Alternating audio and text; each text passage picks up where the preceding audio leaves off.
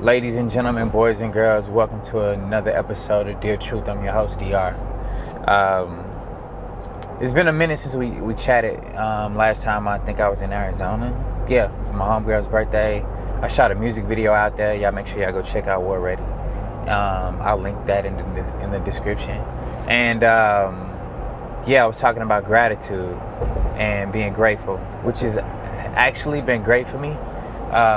I'm so glad that I've been focusing on gratitude and understanding that life is happening for me, not to me, not against me, but in my favor.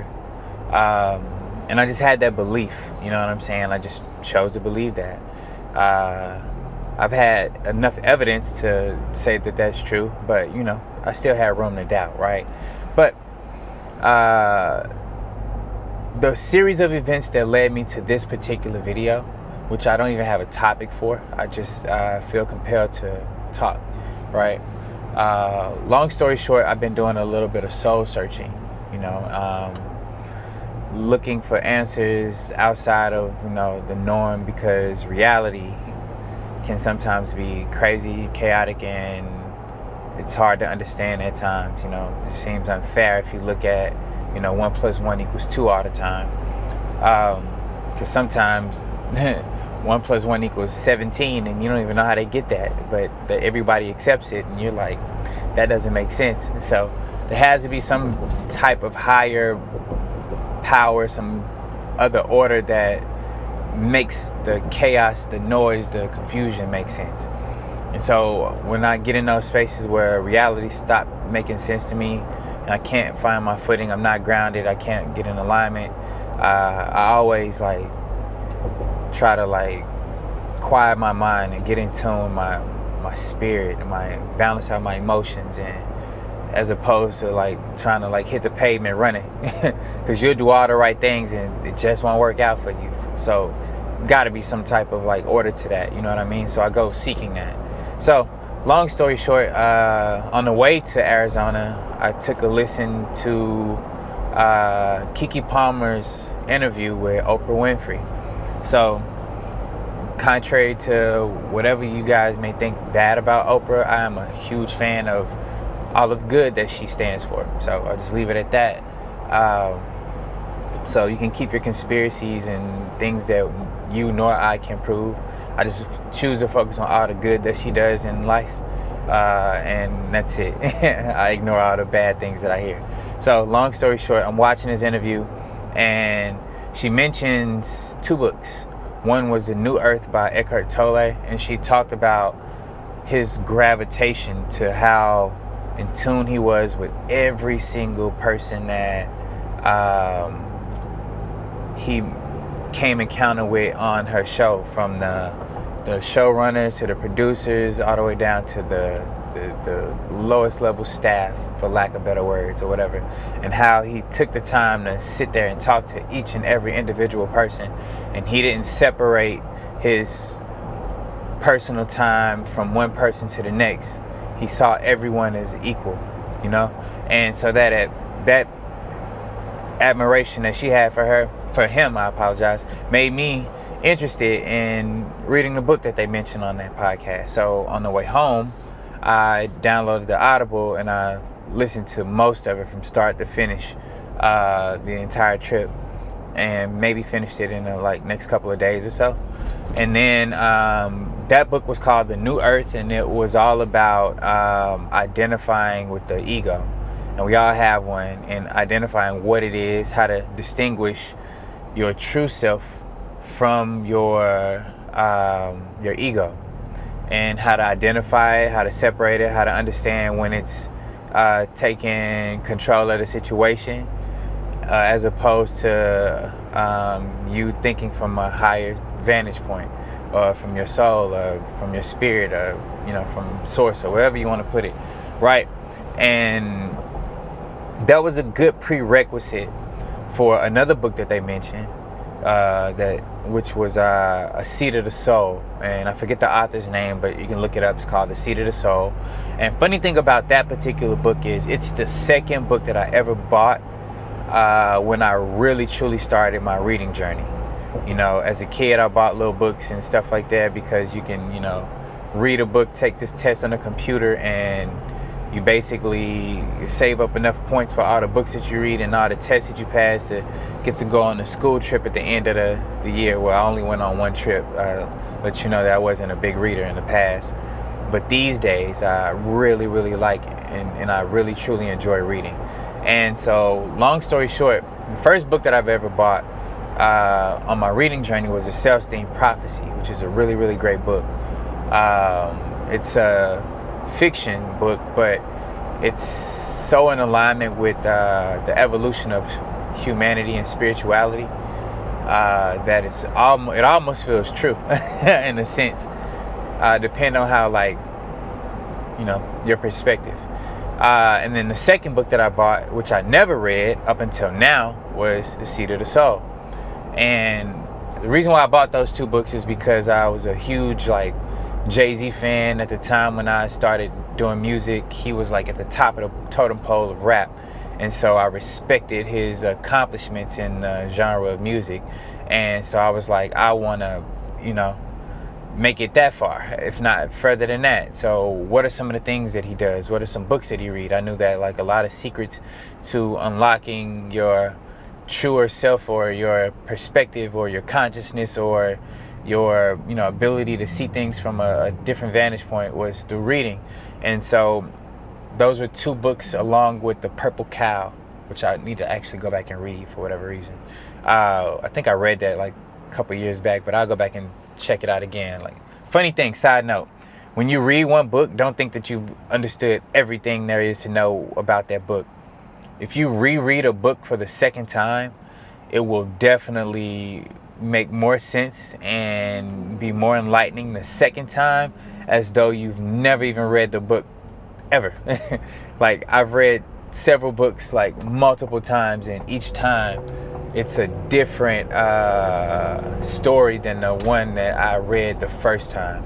Like, there's new insights that you always gain from reading a book like more than once. So if you're a reader, I encourage you to definitely read a book more than one time.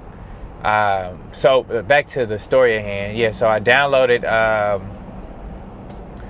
well, actually, I always had it in my Audible. Like, I actually have the physical book, which I bought, and I downloaded the Audible because I was like, I'm just going to listen to it, because I'm always like in the car, I'm always driving, I'm always on the road, I'm always like doing something. So I keep my headphones in, I listen to books while I'm in the gym or when I'm riding or when I'm like just out walking or taking a run. I just listen.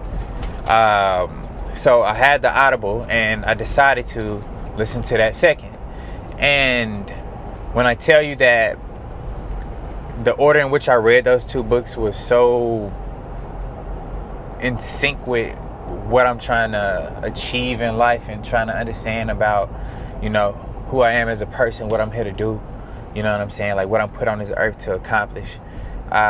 Just the order in which I read that just seemed like it was like perfect. Like, understanding what the ego is, how it operates, that it's something outside of myself. It's just basically a collection of thoughts, ideas, and experiences that we've had at the time in which we like started becoming ourselves, like our personality developed. And we sometimes like basically respond from that space as opposed to, seeing things from a higher perspective to get a better outcome. Sometimes we just reactive. Or, it's like, look at me, or what about me, you know what I'm saying? Or, we come from a place of lack a lot of times, or, pride is always in the way. So that's the ego talking. But, if you can see from a clear perspective through a different lens, through a different paradigm, you'll see things from like a higher perspective where you affect like things on a higher scale for the greater good for yourself and for others, which is basically like the whole mission of this whole like channel. You know what I mean? I'm trying to elevate my soul. I'm trying to be a better person. I wasn't always this person. I wasn't always able to see this clear. I've made some bad choices in the past, and I definitely acted out of my ego and out of my pride a lot of the time. So I'm trying to elevate and be a better person for all of humanity and not just for myself. So long story short, so far, reading that book has definitely like confirmed some thoughts that I have been having over the few years. And back to the point I'm making is that I always had this book, but my reading comprehension and my personal experience and my ability to understand some of the words in that book, or the concepts or perspectives, or even the beliefs, the idea to even believe in something that you just don't quite know exists, it wasn't there. It was non-existent. So every time I even tried to read that book, I was just like word calling at that point in time in my life. And that was like years ago, long time ago. And if it wasn't for the experiences that I had, my will to like keep seeking like a higher level of understanding, my mission to like better myself, to expand my consciousness, to read more, you know what I'm saying? Like, I wouldn't have been able to even comprehend what's the ideas, the concepts of that book. And it's funny how like I lived so much life before even picking up this book that I already had. Like, if I was able to comprehend what the book was about at the time in which I started reading, I probably would have made less mistakes and probably been further along in my personal journey in life, and would have definitely avoided some hiccups and some roadblocks.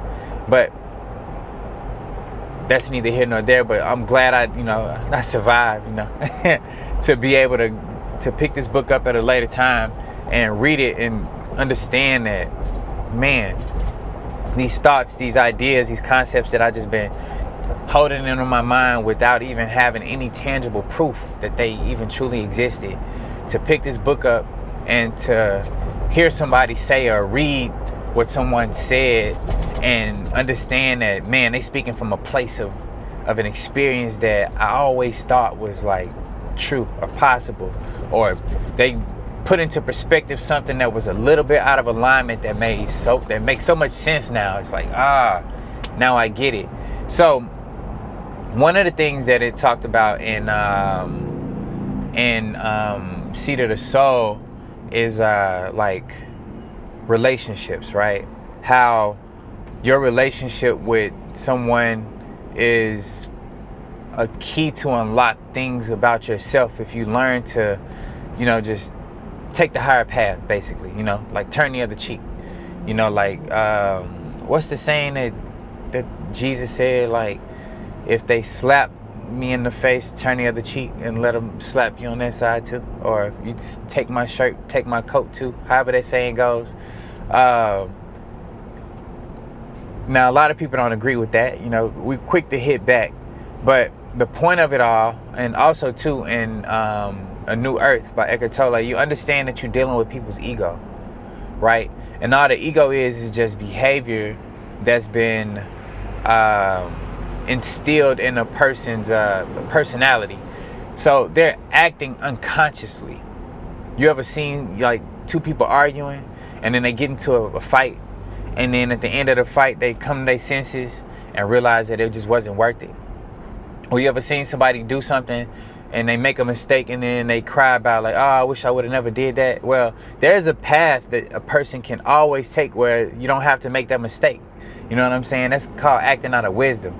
And you don't need to go through it to look back at it to understand that, man, I should have did that. Like, you can use your judgment, for lack of better terms, and sit down and think before you make a decision and let it play out. Like, it's a lot of times in my life I made decisions and I look back and I'm like, man, if I just would have waited a little longer, I would have saw that I shouldn't have made that decision. You know what I'm saying? And I always was in control of the situation, didn't have to make that decision. Now I know, but sometimes you just gotta bump your head, you know what I mean? But you don't gotta bump your head all the time. So that's the point of, using good judgment to make a choice. So it talked about relationships and dealing with people like throughout life. You have your relationships. You have a personal relationship with yourself. You have a personal relationship with your, spouse, your friends, your family, your co-workers. You have relationships with people throughout life. You know what I'm saying? Like clerks at a store. You have a relationship to your town, to your state, to the country you live in, and then throughout the world, and then it goes on and on and on from there. But each encounter, each perspective that you have is here to like teach you a lesson. So like, I'll take me and my shorty for example, right? Like, she called me her twin flame. I say she my training ground. So she the one who taught me the concept that we're mirrors of each other. Like the issues that I have are counteractive issues that she has. So like, my attitude reflects with her attitude, or my insecurities reflect with her insecurities, or my strengths are there to complement her weaknesses, and her strengths are there to complement my weaknesses. And if we learn to like see it from that perspective, like, we can use each other as a, like I said, training ground to advance our behavior. The parts of myself that I sacrifice for her are things that I had to give up in order to, that I didn't even know were there to like better me. You know what I'm saying? Like, just a little TMI, like, I was very, very, very, promiscuous as a man. You know what I'm saying? And that was something that I oddly enough took pride in. You know what I'm saying? Like, that's in its own way a little disgusting. You know what I'm saying? To like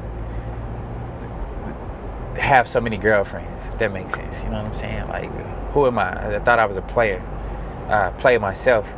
And it wasn't until I got in a relationship that I realized that how much physical life source and life energy and time that I gave to,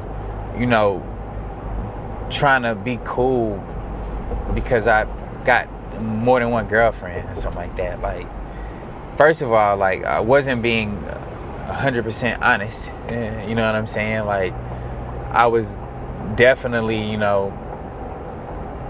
having my way, if that makes sense. You know what I'm saying? Like, I knew that most girls wanted to get with me because they wanted to build something with me. And I mean, I was honest and said, maybe that's not what I'm looking for. But I definitely didn't, not put myself out there for them to try to change my mind. You know what I'm saying? Luckily for me, one of them caught me. You know what I'm saying? I got. And she stopped me in my tracks. And so, yeah, I'm still in a relationship with her now. You know what I'm saying? So, but because, like, I have a deep respect for her and for my relationship, I had to literally rip myself away from my promiscuity and become faithful and monogamous. And when I tell you that was a physical challenge for me, like I literally went into a deep state of depression because I wasn't free to roam, and I never wavered from that. You know what I'm saying? Like, oh man, when I tell you that, it shifted my perspective on life, and I realized that I gave up so much of myself to a bunch of, for lack of a better word, strangers. You know what I'm saying? Like, don't get me wrong, like, women are God's gift to earth. Obviously, I am a sucker for women. But, I mean, at the end of the day, like, all women ain't good women. You know what I'm saying? Like, all women don't mean you good. A lot of them just want to, take your time and take your energy and, see what they can get out of you. And you trying to get something out of them, and that exchange is just not equal. And so, like, nobody really trying to build with you. You know what I'm saying? So you end up just wasting your time for a good time, but not a long time. And so my point in all of this is saying that, I gave up so many years of my life, just trying to be cool. And I wasn't even like working towards anything. I had goals in mind, but the time that I spent working on them was like few and far between in comparison to the amount of time that I spent, juggling a lifestyle that was not beneficial. So my point is, like,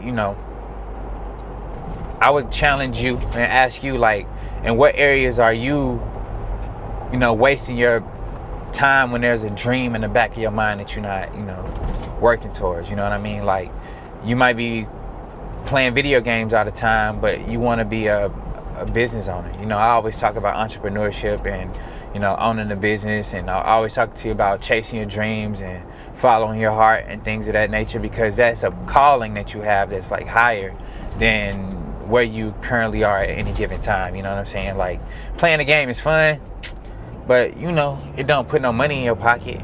You know, chasing shorty is cool, and you know, she's a fun time, but you don't gain anything at the end of the day from that. You know, go and hang out with your friends is cool, but you know, at the end of the day, like, what are you gaining? So with that being said, you know, like, how often do you lock in? And like, you know, and as opposed to the things that you do that don't benefit you for your higher self or your goals or your dreams or your future.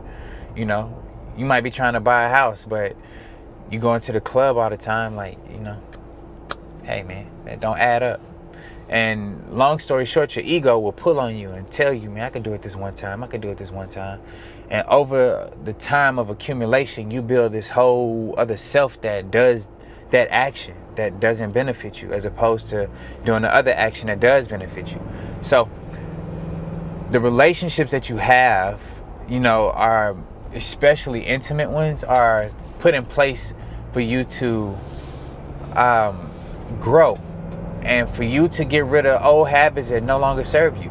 And sometimes it's painful, but a good friend, a good relationship, you know, a strong enough person, sometimes you build this bond with this person where like you guys are just like oil and water, but at the same time magnets. Like, the parts that need to be healed within you are the parts that this person's behavior and attitude is going to exploit within you to pull it out of you so that you can experience that. You know what I'm saying? Like, I didn't experience insecurities until I decided to commit to, you know, one girl. Like, I didn't feel like I was insecure. Like, with me, I can always find another shorty. What are you talking about? Insecure? No, I go do what you want to do. But it wasn't until I committed to one shorty that I felt vulnerable. You know what I'm saying? Like, man, I kind of like her. You know what I'm saying? This person's not going. Yeah. I guess they felt some type of way. Yeah. Anyway. Yeah, so like, I'm feeling a little vulnerable, you know. I'm like a little more protective, you know. Like, who you talking to? Who is that over there? Who texting you? Like, why they hitting you up? Emotions coming out of me that I don't even care. I ain't never act like that, boy. It's crazy to see me act like that. I didn't even know myself. Then here I am, you know, like being pulled upon, you know, feeling, you know, sometimes insecure in the sense of like I'm not being appreciated because I'm so used to just dealing with myself. You know what I'm saying? And I got this girl here who's depending on me to do X, Y, and Z, and she has her perspective of like what a man should do, you know. And sometimes I don't agree all the time with some of her choices, and so I'm over here having to like feel like I'm doing a little too much, you know. I might not be getting what I feel like I deserve back in exchange of the effort that I'm putting into it. So boom, that exposes some things in me, which led to, you know, like me realizing that, oh, I may not be serving myself. I may not be giving myself enough time. Like, dang, that's, you know, when the last time I did something for me? You know, you got all these questions that come up when being in a relationship, and these are challenges, you know. But if you can sit back and think from a loving place, like, is this choice that I'm about to make beneficial for me and my partner? Or is it just beneficial for me and I'm acting out of selfishness? You know what I'm saying? Or, and vice versa, like, is a choice that I'm allowing to happen to me beneficial for the growth of the entire relationship? Or am I being taken advantage of? You know? It helps strengthen both sides of you. You understand what I'm saying? Like, it's a side of you that you may be neglecting yourself. Like, you may be in an abusive relationship and you thinking like, I'm gonna sit in this relationship because this person gonna change, and you don't say nothing. You know what I'm saying? And there's another side of you that, you know, You might be being a little too aggressive. You may be verbally abusive, and you realize, like, man, I love her. Why am I talking to her like that? Why am I looking at her like that? Why am I seeing her from this perspective? She's, this ain't the same person that I fell in love with. And the girl I fell in love with, I would never talk to her like this. You get to thinking, like, whatever, is there another shorty I should be? But you realize that, nah, it's you, because you don't got to respond like that. You can look at it and see that she's acting out of her ego. She acting out of a place where she don't know no better. You know what I'm saying? Or he's acting out of a place where they don't know no better. And this go with friends too, and your parents. As you grow, you realize that, like, that thumb that your parents have on you is a place of, them loving you a little weird. You know what I'm saying? They always on you, but it's a habit at this point. You know what I'm saying? They just in a habit of questioning everything that you do, or they in a habit of checking on you a little too much and making sure that, because they love you. You know what I'm saying? Like, it's weird sometimes. You're an adult and they still treating you like a child. Sometimes it's time for you to, take the reins into your own hand and say, hey, I got it. Mommy, daddy, grandma, auntie, brother, sister, cousin, whoever that is, that's just used to you being a kid. You know what I'm saying? And it's time for you to step up and let them know, like, man, I pay my own bills. I go to work and I got kids of my own. You know what I'm saying? Like, whatever situation you find yourself in, and sometimes you have to speak up, and that's growth in itself. You know what I'm saying? To understand that, like, hey, man, it's time for you to grow up. And sometimes you got to put away childish things. Like, I haven't played the game in about, like, I don't know, 4 or 5 years or so. You know what I'm saying? I bought a PS5 and I took it back like the next day, because the action of just sitting there playing the game, although I know for sure if I just lock back into it, it is so fun, but it just didn't feel right. You know what I'm saying? I got music to make. I got a company I'm trying to run. I got, things that I need to be implementing, and I'm not implementing those things. So, like, why am I spending time playing a game when I got goals? I'm trying to advance. It's things I want to do with my life that I know this ain't gonna get me there. You know what I'm saying? Unless I was streaming, trying to make some money off of it, But that ain't what I was doing. I was just sitting there doing that, which also led me to see, like, oh, TV is the same thing. How much time do I watch TV? Like, I'm a inspiring filmmaker, or aspiring filmmaker, inspiring, whatever, interchangeable words. And I'm basically, one day trying to open up a film production company. So I use excuses to, like, I'm just studying, which I really did, expand my consciousness about TV, which you can really learn depending on what you watch. Some programs are really great and they're very introspective, but as long as you're not watching things that just, like, kill your brain cells, I think TV is another art form. It's kind of like a audible book. You know what I'm saying? Some movies are great and they have dope insight. So just be mindful about what you watch. So I try to be mindful about what I do watch. I want to gain something from what I watch. But a lot of other times I was just watching TV to waste time. Some TV shows are just, like, funny. And that hit a dopamine of laughter is great for the soul. You know what I'm saying? But sometimes, like, a song needs to be written. I need to go do that instead of just watching TV. So I pay attention to a lot of things that I'm doing. And, I realize that, going through life, you run into these encounters with people where people may treat you unfairly. Some people treat you so kind and you don't even feel like you deserve it. You know what I'm saying? Like, it's the highs and lows, you know what I'm saying? But it's all in place for you to learn something from it. You know what I'm saying? If a person cuts you off in traffic, flicks you off, and you feel yourself get angry and you want to say something back to them, man, that's a good lesson right there. Like, you could challenge yourself and say, you know what? I'm a woosah. I ain't gonna let that bother me, I'm gonna just chill out and, ground myself. And though you might have felt like you hurting your own feelings, you know what I'm saying? Like, it strike your pride or whatever. But the more you practice letting go and not allowing yourself to get worked up by somebody else's behavior, you'll gain more strength and you'll be able to see clear, and you realize that that's a lesser consciousness, a lesser conscious soul right there. You know what I mean? That person ain't evolved.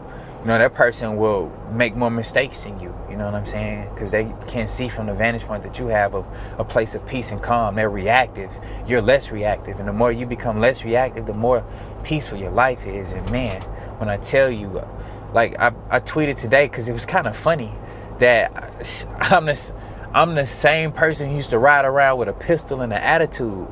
And now I have to, succumb to my girl's attitude and let her, sometimes snap on me because she ain't feeling good because it's her time of the month, and hey, I know better, I have to approach things with a more calm attitude, you know what I'm saying? I got to approach things lovingly because also too, a person with a high head, quick to have a temper, might run into somebody with a greater temper. And you know what that turns out to be. I got a lyric that say, remember when ego is involved, the weakest one will dead you. And I really want to rap that. It's like, wait, I feel like I should explain. Sometimes these metaphors and bars be hard to make it as plain.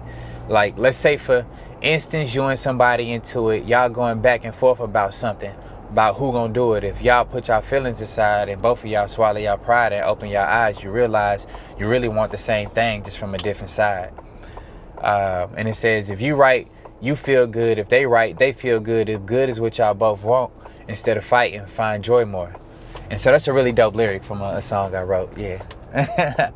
But long story short, like that's the place of like balance and understanding that I'm trying to be in more and more in my life. And I realize that, in order to get there, it takes a lot of self-sacrificing, a lot of like effort. I mean, really physical effort. Like, and I mean to tell you this, like when I say this, like fighting to be a better version of yourself can send you into a state of depression. It's like breaking away from bad habits.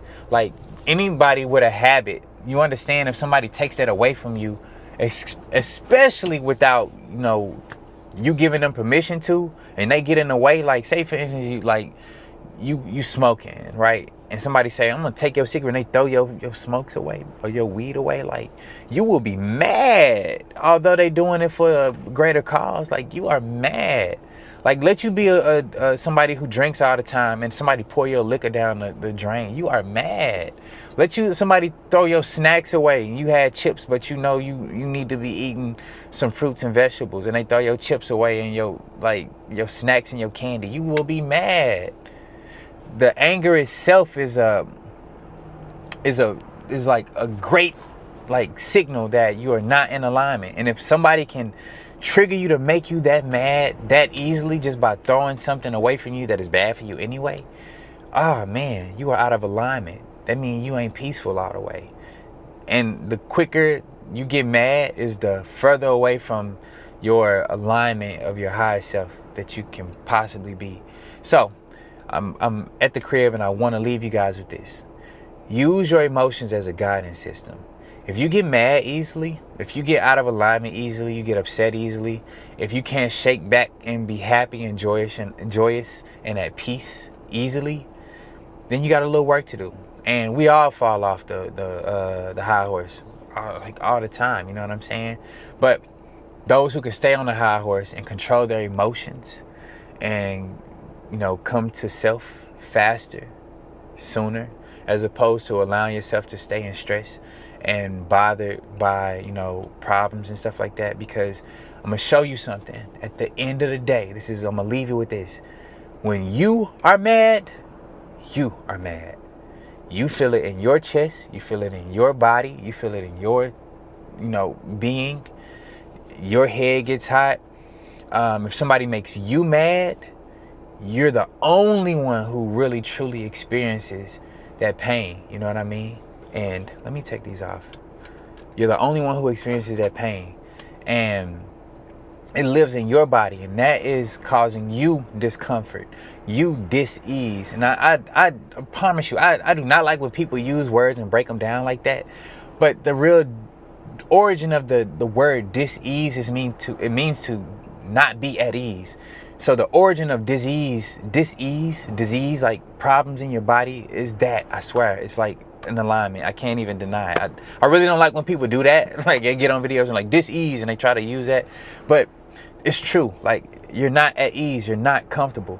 And over time, it causes these feelings in your body, like chest pains, and you go into panic attacks, and you like, it just causes you problems. Same thing with mental disorders. If you can't focus on something, it causes you a mental problem. Like, you can be splintered between two thoughts, and that pulls on you, and it causes mental stress. And God forbid you have a core belief that is not true. Like, there's a difference between your truth and the truth. And oh God, I've ran across so many people who believe their own truths. I had to unblock so many of my own truths that I believe that were true, that are not true. I'll give you one example.